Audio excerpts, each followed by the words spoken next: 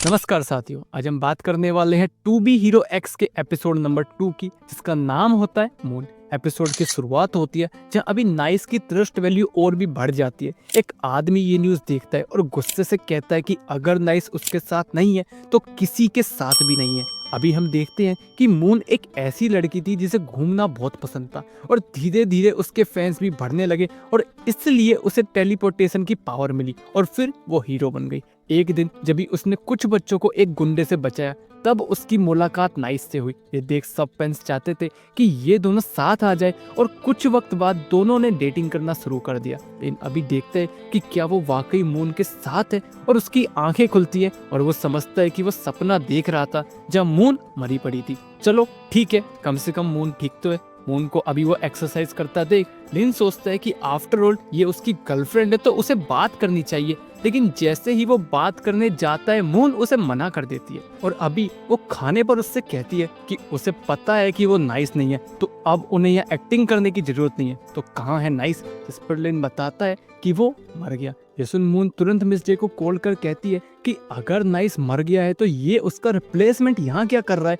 वो थक गई है अब ये गर्लफ्रेंड खेल से, इसलिए मिस जे अभी यहाँ आती है और कहती है कि नाइस कोई इंसान नहीं है बल्कि वो कंपनी की वैल्यू है, तो उन्हें नाइस को जिंदा रखना पड़ेगा। और वैसे मून को नाइस की गर्लफ्रेंड बने रहने की कोई जरूरत नहीं है क्योंकि अब उनके फैंस चाहते हैं कि तुम दोनों शादी कर लो। ये सुन मून कहती है कि ये नहीं हो सकता। इस पर मिस जे कहती है कि गर्लफ्रेंड हो या वाइफ बात तो एक ही है, एक्टिंग ही तो करनी है और वैसे भी तुम दोनों ने कॉन्ट्रैक्ट भी साइन कर रखा है। इस पर लिन कहता है कि ठीक है, उसकी तो हाँ है लेकिन मून की हाँ नहीं होती। मिस जे भी कहती है कि वो जा रही है और तुम दोनों अब यहाँ तब तक बंद रहोगे जब तक तुम दोनों शादी के लिए हाँ नहीं बोल देते। अभी दोनों बंद हो जाते हैं। मून काफी चिड़ी होती है। लेकिन कहता है कि वैसे मून टेलीपोर्ट भी तो हो सकती है ना, तो वो यहाँ से भाग भी सकती है। इस पर मून कहती है कि वो उससे बात ना करे और वैसे वो क्या कह रहा था कि मून उसके लिए स्पेशल है, काफी ऊपर है, तो अब वो दिखाएगी कि मून क्या है। और वो अपने बाल खोल अभी यहाँ पे तोड़ा तोड़ी शुरू कर देती है और कहती है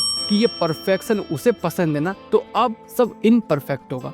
मून अभी कहती है कि ये नाइस का स्टैचू है उसे बहुत बेकार लगता है। जिस पर वो स्ट्रॉबेरी फेंक कर मारती है और लिन से कहती है कि वो भी एक फेंके। लिन भी एक स्ट्रॉबेरी उस पर फेंकता है। ये देख मून कहती है कि नाइस को परफेक्शन काफी पसंद था, इनपरफेक्ट चीजें उससे झेली नहीं जाती थी। लिन कहता है कि पता नहीं क्यों वो भी आजकल नाइस जैसा होने लगा है। इस पर मून कहती है कि वो उसके जैसा क्यों बन रहा है, वो रहे जो वो है। और वो उस पर स्ट्रॉबेरी मारती है और इसलिए लिन भी अभी उस पर स्ट्रॉबेरी मारता है और अभी दोनों काफी हंसी मजाक करते हैं।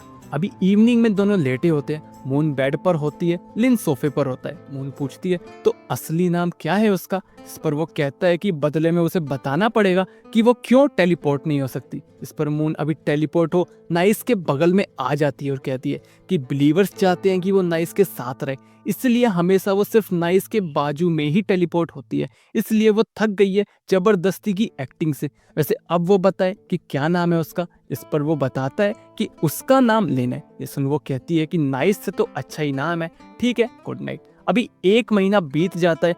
दोनों वहीं पे कैद रहते हैं, ना टीवी ना वाईफाई, दोनों सिर्फ बोर होते रहते हैं। मून अभी तंग हो जाती है और कहती है कि उसका कॉन्ट्रैक्ट खत्म करो वरना वो खुद को मार देगी। इस पर लिन से रोकता है कि वो ऐसा नहीं करने वाले, इसलिए गुस्से में अभी मून वहां से चली जाती है। लेकिन अभी उसी रस्सी से एक झूला बना देता है। ये देख मून चुपचाप से झूले पर आकर बैठ जाती है और झूलने लगती है। मून पूछती है कि ये सब उसने कैसे किया।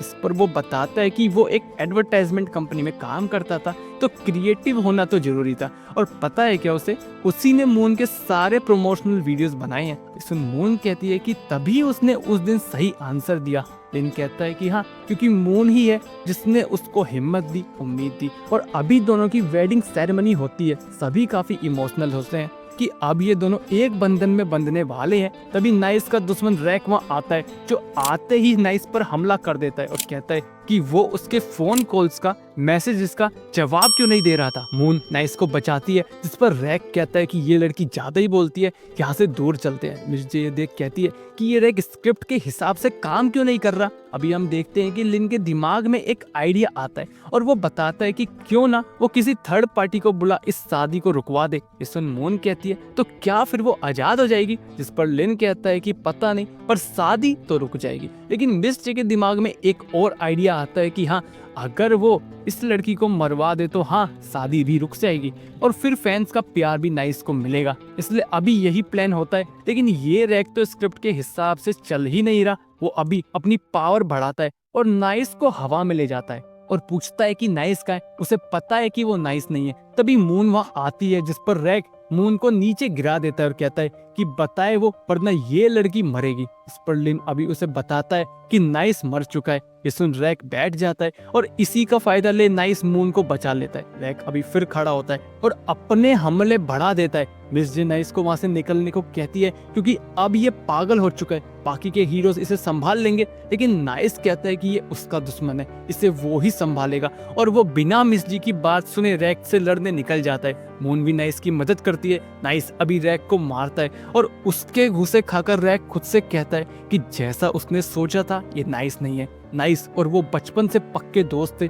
दोनों का सपना था हीरो बनने का। लेकिन जो स्क्रिप्ट उन्हें बाद में मिली उसने नाइस को हीरो बनाया और रैक को विलन। लेकिन फिर भी रैक ने नाइस का पूरा साथ दिया। लेकिन एक दिन नाइस ने उससे बात करना बंद कर दिया। मिस जे का कहना था कि वो अब बिजी है और आज उसे पता चला कि क्यों नाइस ने उससे बात करना बंद किया था। रैक अभी नीचे गिरने लगता है, साथ में मून भी इधर गिरने लगती है। नाइस उसे जाके बचाता है। मून कहती है कि उसका सारा ध्यान नाइस पर था, इसलिए वो डोज करना भूल गई।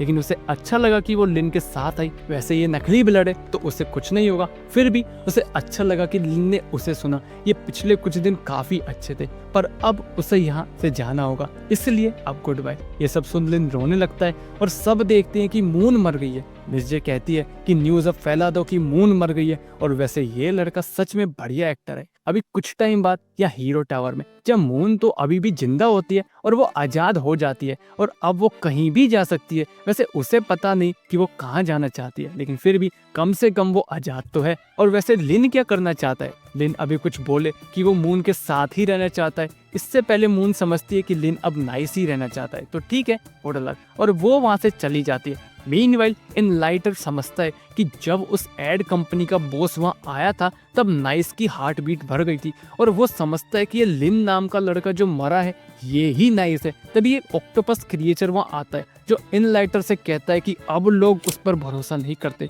लोग सिर्फ उसी पर भरोसा करते हैं जिस पर वो भरोसा करना चाहते हैं, चाहे वो झूठ ही क्यों ना हो। लेकिन एक चीज है जिसे वो झुठला नहीं सकते, वो है डर। तो इनलाइटर डर से हाथ मिला ले और अब से उसे किसी चीज के लिए भीख मांगने की जरूरत नहीं है, क्योंकि अब वो है गॉड आए। और इसी के साथ एपिसोड नंबर 2 खत्म हो जाता है। एपिसोड 2 तुम्हें कैसा लगा कमेंट बॉक्स में जरूर बताना। अच्छा बुरा वो भी अपना फीडबैक जरूर देना। एफर्ट्स अच्छे लगे तो लाइक सब्सक्राइब शेयर जरूर करना और मिलते हैं नेक्स्ट वीडियो में। तब तक के लिए धन्यवाद।